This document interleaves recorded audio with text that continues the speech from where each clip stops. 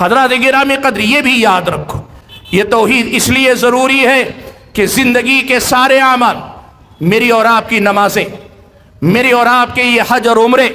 میرے اور آپ کے یہ رمضان کے روزے، یہ میرے اور آپ کی زکوٰۃ، صدقات، خیرات، یہ میری اور آپ کی خدمات، یہ میری اور آپ کی محنتیں، یہ میری اور آپ کی قربانیاں، یہ میرے اور آپ کا رات رات اٹھ کر گڑ گڑانا، یہ میرا اور آپ کا دن کے ماحول میں محنت کر کے حلال روزی کے لیے کوشش کرنا،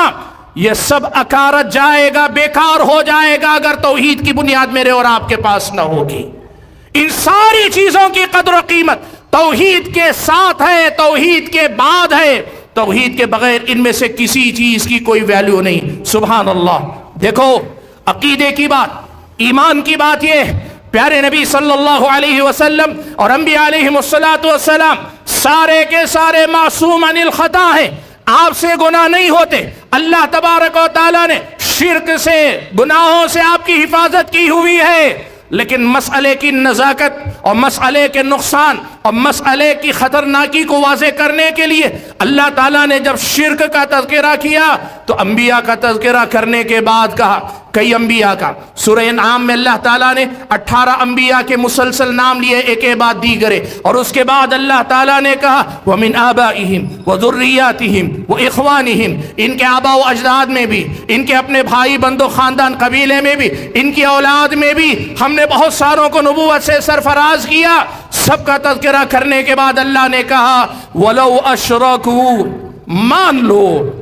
مان لو، اس کو کہتے ہیں ماننا بالفرض، یعنی ایسا ہوگا نہیں، لیکن اگر ہوا مان لو، بات سمجھنے کے لیے مان لو، اگر ان سے بھی شرک ہوا اللہ نے فرمایا لَحَبِطَ عَنْهُمْ مَا كَانُوا يَعْمَلُونَ، یہ شرک ان کے اپنے اعمال کو بھی ختم کر کے چھوڑ دے گا۔ سبحان اللہ۔ بھائیو،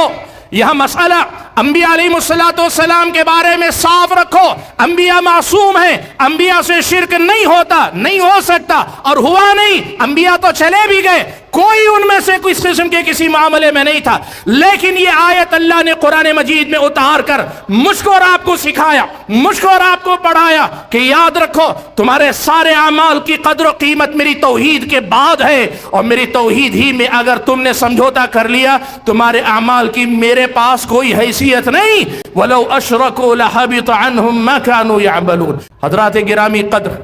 افسوس اس کا ہے، اس توحید اور شرک کے مسئلے کو بھی ہم نے مسلکوں کا مسئلہ بنا لیا۔